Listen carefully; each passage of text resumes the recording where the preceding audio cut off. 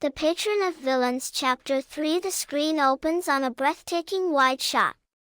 A majestic estate sits nestled between rolling green hills and a serene lake. Cherry blossom trees line the pathway, their pink petals dancing in the wind. The sky is a soft gradient of orange and pink, sunset. At the bottom of the image, bold white text appears against the beautiful scenery. The scene shifts dramatically. We are now in a dense, beautiful forest at the edge of the estate. Sunlight filters through the canopy in golden shafts. But the peace is broken by a figure running frantically through the woods. It's a young woman, Lena, a servant in simple but neat clothing.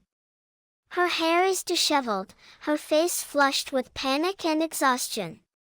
She pushes aside branches, stumbles over roots, her eyes scanning everywhere. A small, hidden clearing bathed in golden sunlight. In the center, sitting on a moss-covered rock, is Yudia. He is breathtakingly beautiful in an otherworldly way, pale skin, long silver-white hair that seems to glow, delicate features. He looks almost like a painting come to life. He is holding something small and fragile in his hands, a baby bird that has fallen from its nest. Lena stumbles into the clearing, completely exhausted. She kicks a small stone. She groans. Then she collapses to her knees, her body giving out from relief and exhaustion. The scene transitions from the sunlit forest clearing back to the grand estate.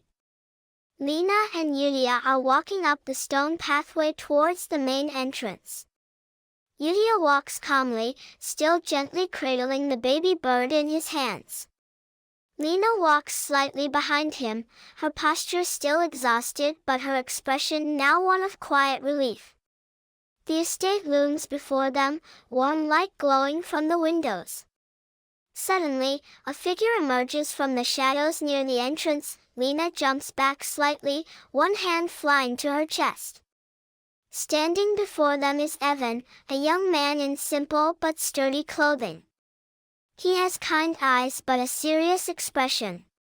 He's clearly another servant, perhaps the groundskeeper or a guard. He holds a lantern, though it's still daylight. Lena and Evan stand close together in the shadow of a large oak tree near the estate entrance. They speak in hushed, urgent whispers. Evan leans in, his expression grave. Lena's eyes widen as she listens. The text appears, showing Evan's whispered words. The scene shifts inside the estate. We are in a warm, cozy kitchen. Yudia sits at a wooden table, carefully constructing a small nest from straw and soft cloth. The baby bird is nestled in a teacup beside him, warm and content. Sunlight streams through a window, illuminating his silver hair like a halo. The scene opens in a modest but warm room within the estate. It's nighttime. Candles flicker on a small wooden table. Seated around the table are three figures, Lena, Evan, and an elderly woman in simple robes, the housekeeper or matron of the estate. They look exhausted but relieved. Empty teacups sit before them. The atmosphere is heavy with the weight of a difficult task finally completed. The text appears, spoken by Evan. The scene shifts to a different part of the estate, a small, modest bedroom. It's simple but clean. A single bed. A wooden chair. A small window showing the starry night sky. Sitting on the bed is a young child, no more than 5 or 6 years old. The child has messy hair, wide, frightened eyes, and clutches a thin blanket to their chest. They look small, vulnerable, utterly lost. Standing in the doorway, holding a simple wooden tray, is Lena. On the tray is a bowl of warm porridge, steam rising gently, and a piece of bread. Her expression is soft, motherly, infinitely kind. The same room, moments later. The child is now holding the bowl with both small hands, spooning porridge into their mouth with desperate, hungry urgency. Some spills down their chin. They don't care. Their eyes are wide, fixed on the food, as if afraid it might disappear if they look away. Lena still kneels beside the bed, watching with an expression of profound tenderness and sorrow. A single tear traces down her cheek, but she's smiling. The child speaks between frantic bites, their words muffled by food but filled with genuine, overwhelming gratitude. The scene opens in the same modest room from the previous images, but the perspective has shifted. Lena sits at the small wooden table, a cup of tea growing cold before her. Her expression is distant, lost in memory. The candle beside her has burned low, wax pooling at its base. Her voice narrates, and her words appear as text on the screen, heavy with the weight of recollection. The flash deepens. We see a dark, cramped room, a basement or hidden chamber. A single shaft of dusty light falls on a small girl, no more than 4 years old. She sits on a dirty floor, clutching a small, tarnished locket. Her eyes are hollow, empty. Around her are shadows, adults, barely visible, their hands reaching, grasping. The text appears, simple and devastating. We return to the present. The flashback fades. Lena still sits at the table, but now her expression has shifted. The cold determination is gone, replaced by something softer. She looks towards the doorway of the room. Standing in the doorway, clutching a small, tarnished locket, is the same girl from the flashback. She is clean now. Her hair is brushed. She wears simple but warm clothes. But her eyes still hold that hollow look, though now there's a flicker of curiosity. She is looking at something off-screen. The text appears, showing the present moment, the simple sounds of safety. The scene opens in the modest room where Lena and Evan have held their previous meetings. Morning light streams through a small window.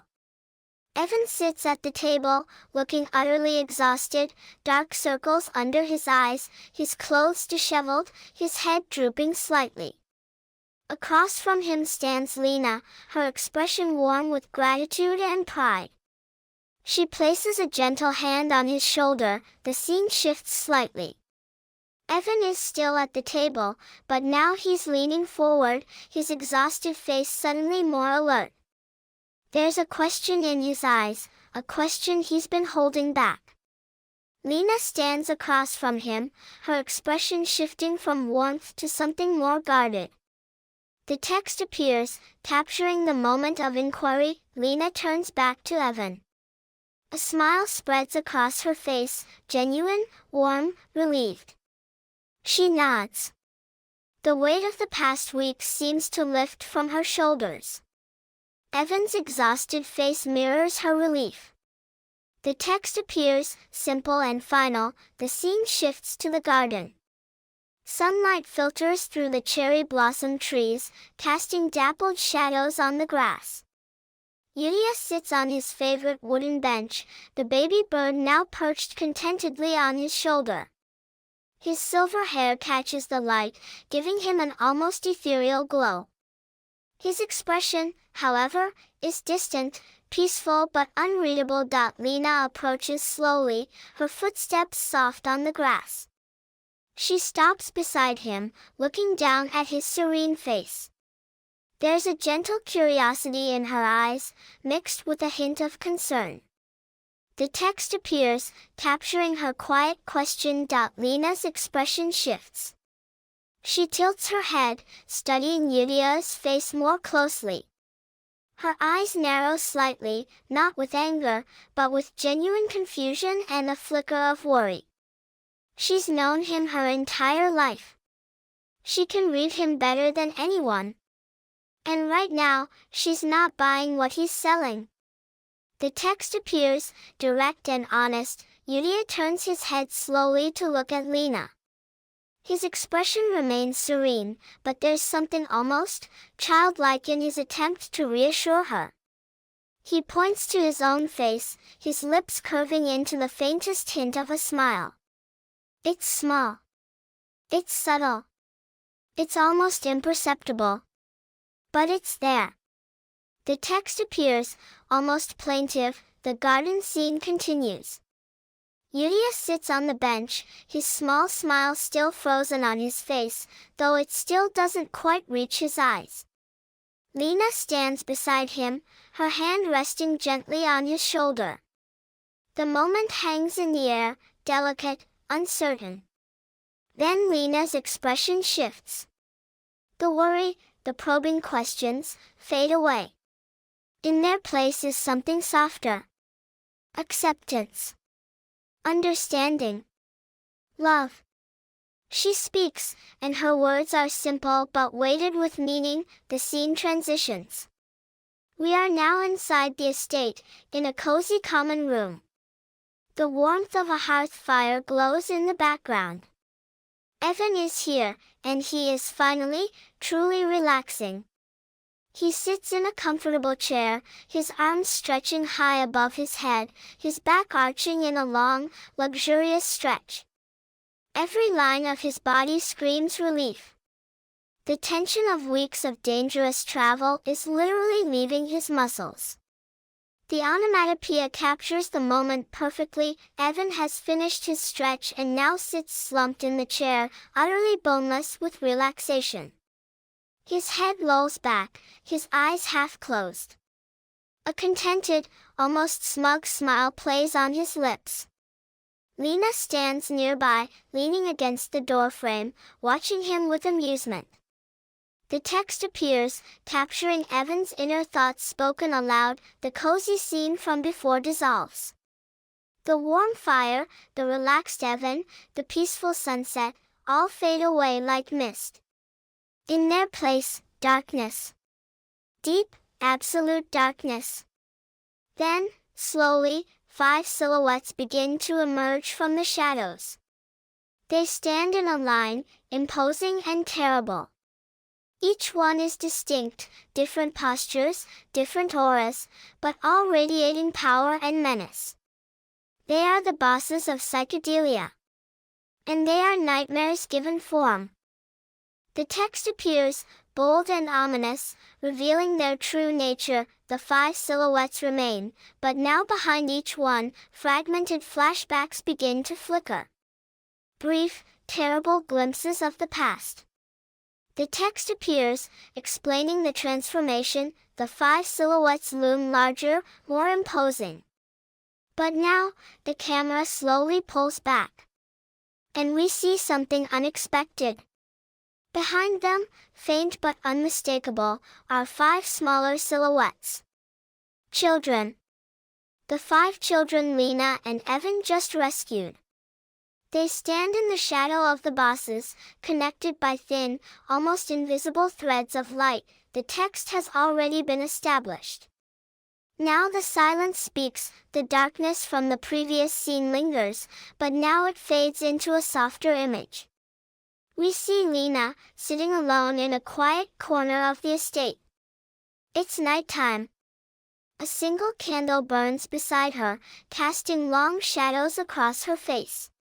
She holds a small piece of paper, perhaps a list, perhaps a letter. Her expression is troubled, thoughtful. The weight of recent revelations presses down on her. The text appears, revealing her inner thoughts. The same scene, moments later. Lena's expression shifts from hope to worry. She looks down at the paper in her hands, perhaps a report, perhaps a timeline. The shadows on her face deepen. The text reveals her deepest fear, the one that kept her awake during those long nights of rescue. The scene shifts. Morning light now streams through a window. Lena is no longer alone. Evan stands before her, looking well-rested but alert. In his hand, he holds a folded piece of parchment, a letter. His expression is neutral, but there's a hint of curiosity in his eyes. Lena looks up at him, her earlier worries momentarily forgotten. The text captures the simple exchange. The scene returns to the cozy room within the estate. Morning light streams through the windows. Lena sits at the small wooden table, the letter from the orphanage still in her hands. Evan stands across from her, leaning against the doorframe, his arms crossed. The tension from the previous revelation still lingers, but there's also a cautious curiosity in the air. Lena looks up from the letter, her expression shifting as she continues reading. The text captures her words, the scene shifts slightly. Lena continues reading, but now her expression becomes more reflective, more emotional. She's reading a specific passage, one that captures the transformation these children have undergone. The text appears, revealing the matron's observations. Lena looks up from the letter, her eyes bright with unshed tears, but a genuine smile spreading across her face. The heaviness lifts. Hope blooms. Evan watches her, his own expression shifting from concern to curiosity to relief. The text captures their exchange. The warm scene continues. Lena and Evan are still in the cozy room, the letter between them. The atmosphere is light, hopeful. Lena holds the letter, a thoughtful expression crossing her face. Evan leans against the wall, arms crossed, a curious look in his eyes. The text captures Lena's sudden realization, a connection she hadn't made before. The scene shifts slightly. Lena's expression becomes more analytical, more curious. She's thinking deeply, connecting dots that have always been there but never fully examined. Evan watches her, waiting. The text reveals the unspoken question forming in Lena's mind. The mood shifts from thoughtful to practical. Evan gestures towards the letter still in Lena's hands, curiosity in his eyes. The warmth remains, but now there's also a desire for details, for the small joys hidden in the matron's words.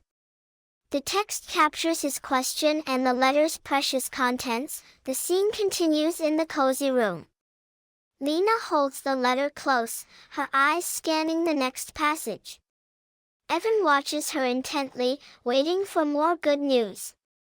The morning light continues to stream through the window, casting a warm glow over everything. Lena's expression softens further as she reads the next section aloud. The text reveals the matron's reassuring words. The letter continues. Lena reads silently for a moment, her eyes moving across the page. Then she looks up, a radiant smile breaking across her face.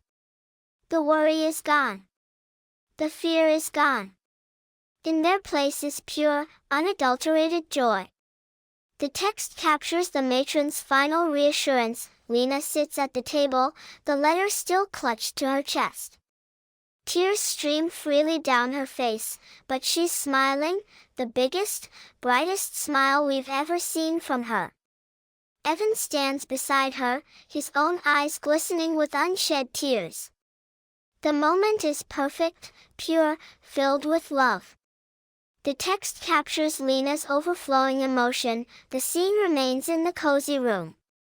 The letter is now set aside on the table. Lena sits back in her chair, a look of peaceful reflection on her face. Evan has taken a seat across from her, his arms resting on the table. The morning light continues to warm the room. Lena speaks, her voice thoughtful, philosophical. The reflective mood continues, but now Evan leans forward, his expression shifting to something more pointed. A question has been forming in his mind, perhaps for a long time. He looks directly at Lena, his eyes curious but gentle. The text captures the moment he's been waiting for. Lena looks up from her hands. Her expression is calm, resolved, but there's something in her eyes, a deep, abiding sadness mixed with absolute certainty.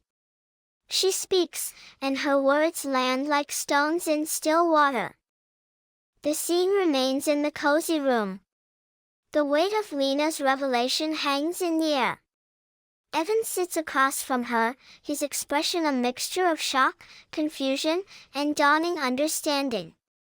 Lena's face is calm, resolved, but her eyes hold depths of sadness. The morning light seems dimmer now, as if the sun itself is mourning with her. The text repeats her devastating declaration. Lena leans forward, her expression intense now. She needs Evan to understand. Not just to accept, but to truly understand why this must be. The text reveals her reasoning, the logical part of her decision. Lena's expression shifts from logical explanation to something deeper. Her eyes seem to look beyond Evan, beyond the room, beyond the present. She is seeing something else. Something terrible. Something that haunts her. The text reveals the true reason, the nightmare that drives her decision. The scene remains in the cozy room. The weight of Lena's confession hangs heavy in the air. Evan sits across from her, his expression a mixture of sympathy and lingering confusion. Lena's face is pale, her eyes distant, as if she's looking at something terrible that only she can see. The text reveals the next layer of her fear. Lena's hands tremble slightly as she reaches for her cup of tea, then pulls back. She's not thirsty. She's just scared. The text reveals the paradox she lives with, knowing they're safe, but still fearing what they were. Evan absorbs Lena's fear, processing it. He doesn't argue. He doesn't push. He simply accepts. Then, quietly, he asks the next logical question. Lena's response is almost absurd in its specificity, a release of tension, a small joke in the midst of heavy emotion. The heavy emotional atmosphere of the previous scene suddenly shifts. Lena straightens in her chair, her expression changing from tearful vulnerability to determined practicality. She claps her hands together, a deliberate, almost theatrical gesture, as if physically closing the door on her fears and sorrows. Evan watches her, slightly startled by the sudden change in mood. The text captures her deliberate pivot. Lena leans forward, her expression intense and focused. Around her, almost as a visual representation of her thoughts, magical energy begins to swirl, faint at first, then stronger. It's not aggressive magic, but protective magic. The kind that surrounds someone who has decided they will not be a victim. The text reveals her singular focus. Lena's expression shifts from determination to excitement. She holds up a hand, and a small spark of magic flickers at her fingertips, proof of her potential. The text reveals her advantage in this dangerous world. The scene shifts to the garden. Yuria sits on his bench, the baby bird now joined by two others.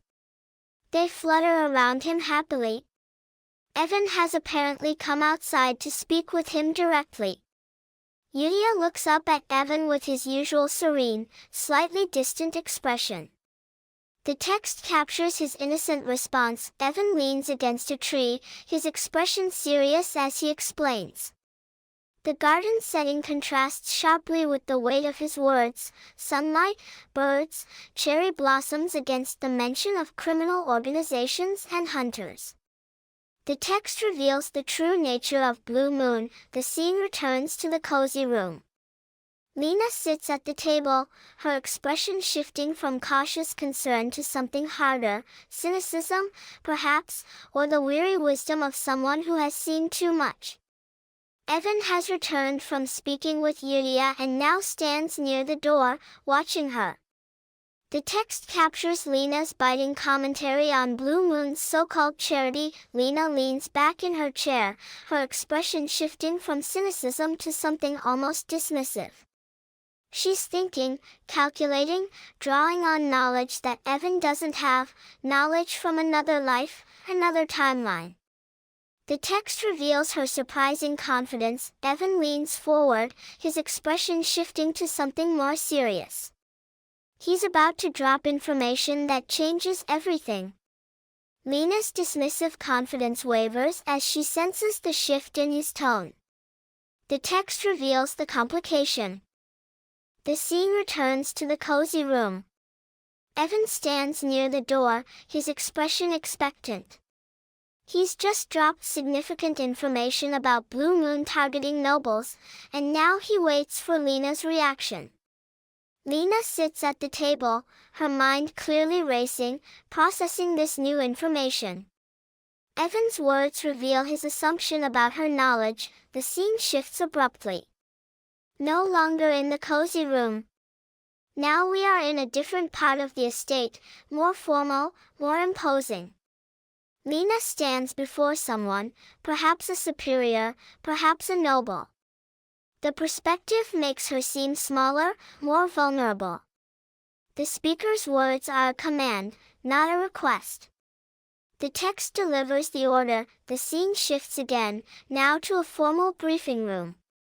Maps on the walls. Documents on a table. Figures seated around, their faces obscured. Lena is among them, her expression focused, attentive. The speaker at the head of the table begins the proceedings. The text captures the formal beginning. The briefing room remains tense and formal. Maps cover the table, documents are scattered about. Lena sits among the other figures, her expression carefully neutral but her eyes sharp. The speaker at the head of the table continues, moving to the next agenda item. The text captures the pivotal question. The shadowy figure leans forward, emerging slightly from the darkness. We still can't see their face clearly, but their posture exudes confidence, almost smug satisfaction. They speak, and their words are simple but loaded with meaning.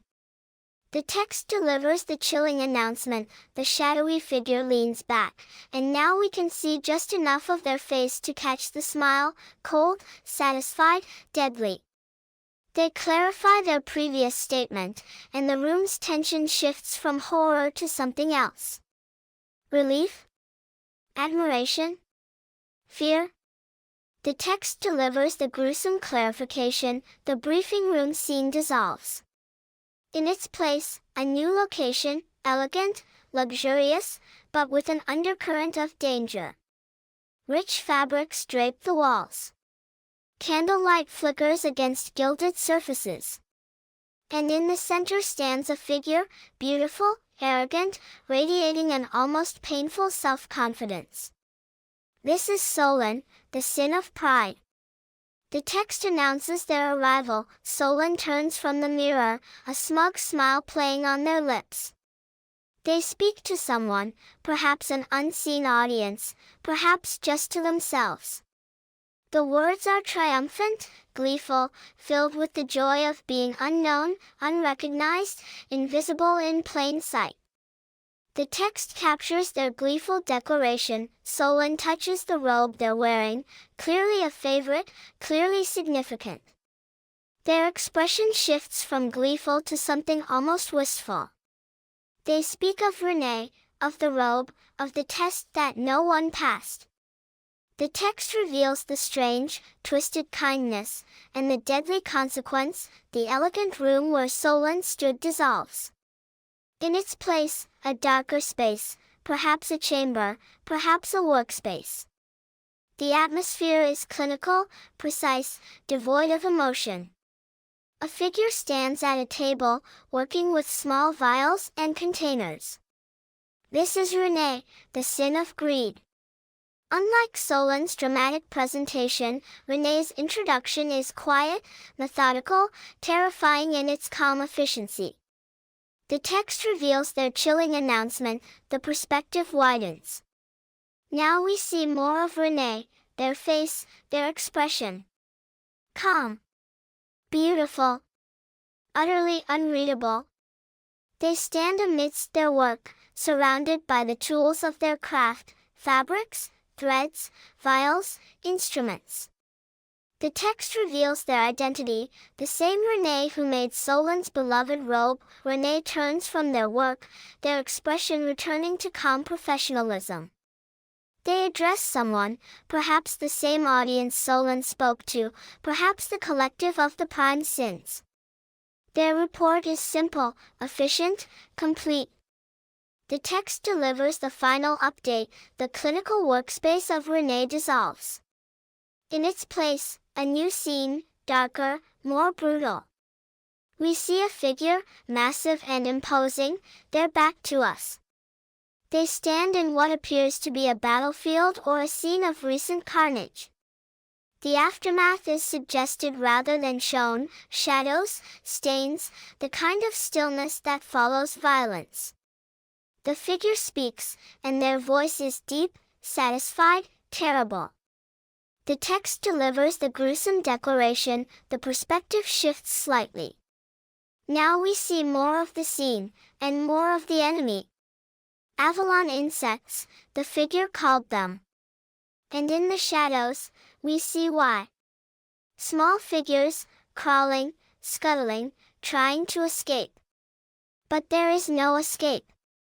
The text reveals the complete annihilation, the scene shifts to a different location, perhaps a chamber, perhaps a throne room. A figure sits in shadow, only partially visible. This is the leader, the orchestrator, the one who set all of this in motion. They speak, and their voice carries the weight of absolute authority. The text delivers the benediction, the shadowy chamber continues. The leader, the representative of the great moon, stands in darkness, their presence commanding and absolute. Around them, perhaps unseen, perhaps imagined, the five prime sins exist as silhouettes, Solan's proud posture, Renee's quiet precision, Wrath's massive form, and two others still shrouded.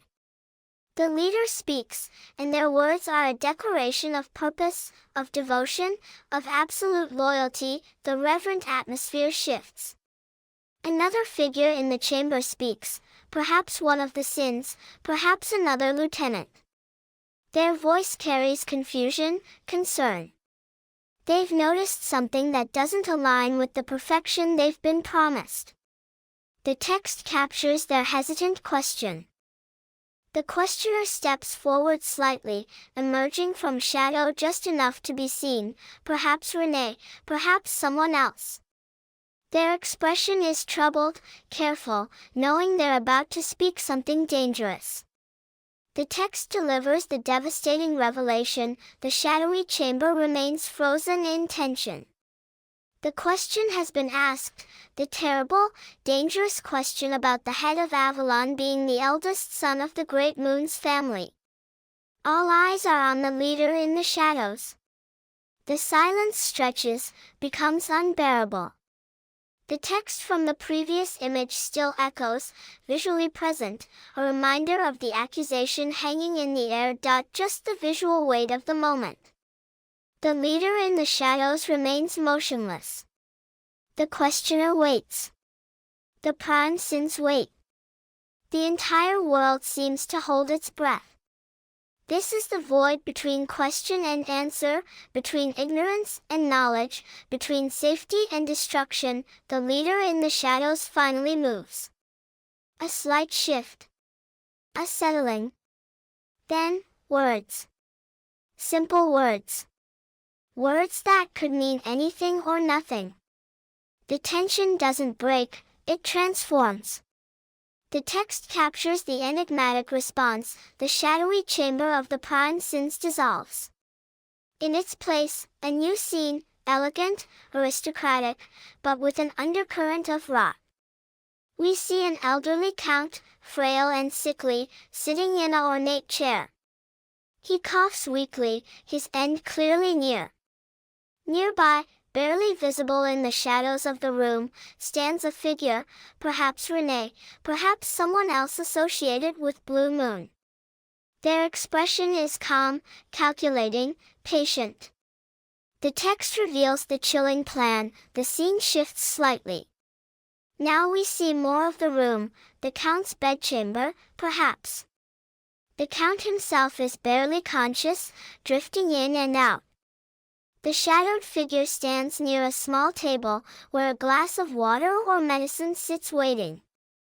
The poison vial is close. The moment is approaching.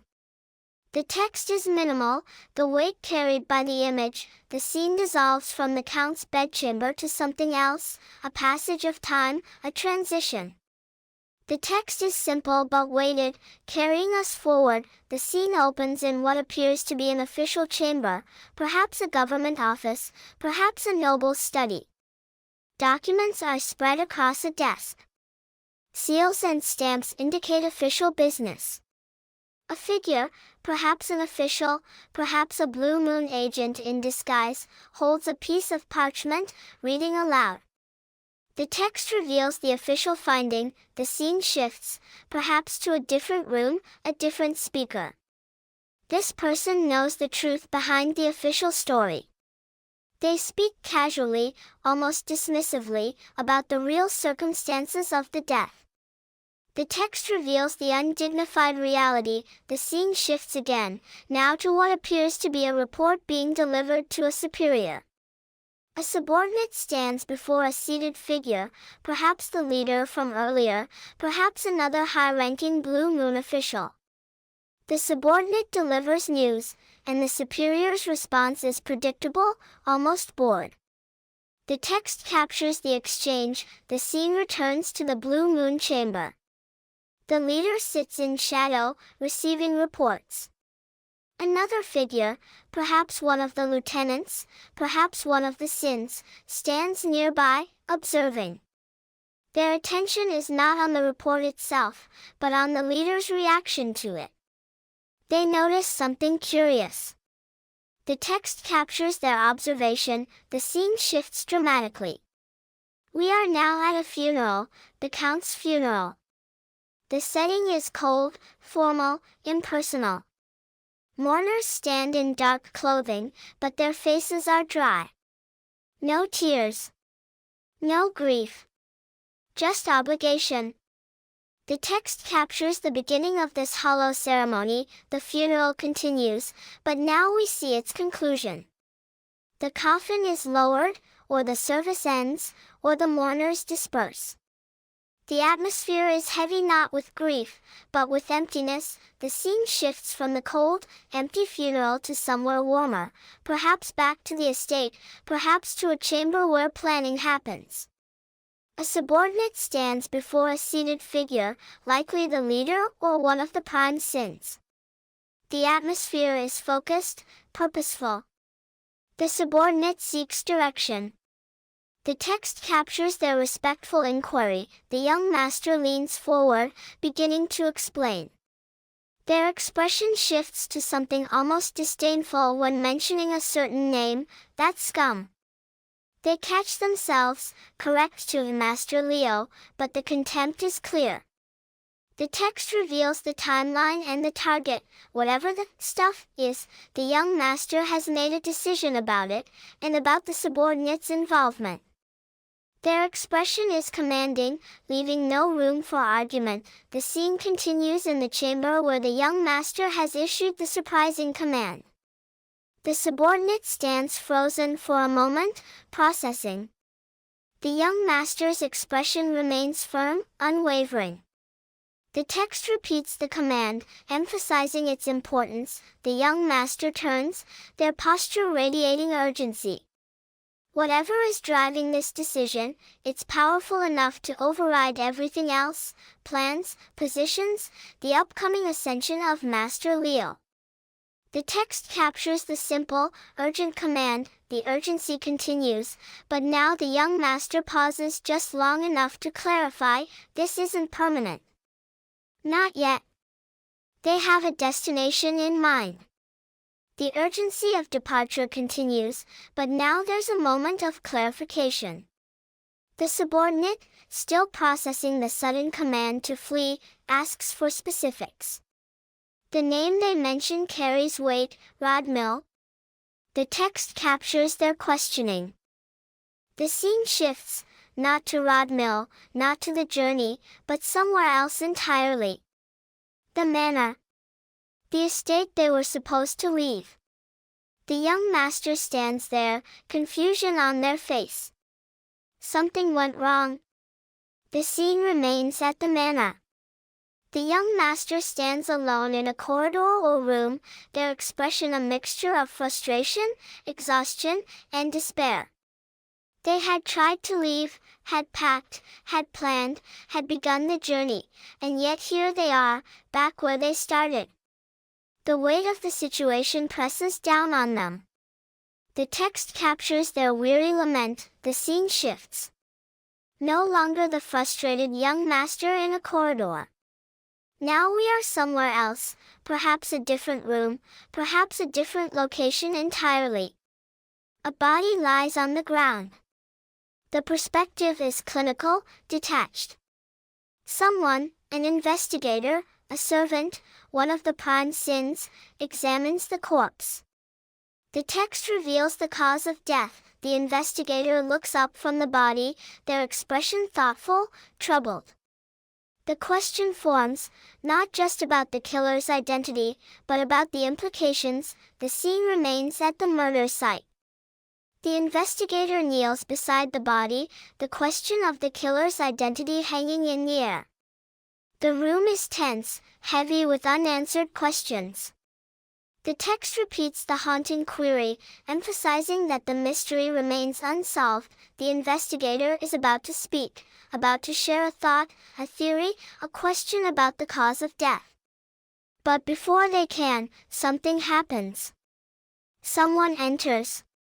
Someone interrupts. The text captures the beginning of the interrupted statement. Nothing has happened. The newcomer has made a terrible mistake. They've made eye contact. With whom? With what? The reaction is immediate and extreme. The chaos of the previous scene continues, but now the perspective shifts. We see the aftermath of the panicked flight, perhaps the corridor where the pursuer chased the unfortunate soul who made eye contact. The atmosphere is tense, confused. A figure stands in the hallway, watching the commotion with bewilderment. The scene shifts. Now we see a corridor or room where the young master stands, perhaps still processing their failed escape and the chaos of the mansion. Soft sounds indicate someone approaching.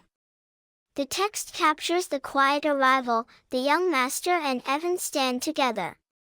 The young master leans forward slightly, eager for information, for clarity, for anything that might explain the chaos surrounding them. Evan's response is hesitant. He has information, but it's not complete. The scene reaches its climax. The young master and Evan stand face to face, the weight of the revelation hanging between them. The atmosphere is tense, charged with the horror of what Evan has just implied, that the killer is one of them. The young master's eyes narrow, studying Evan with a new, terrible suspicion. The question forms, the question that changes everything. The text delivers the devastating accusation. We see Evan's face, or perhaps the young master's, or perhaps just the space between them, heavy with unspoken words. The question has been asked. The accusation has been made. But the answer is not here. Not yet. The chapter ends not with resolution, but with uncertainty.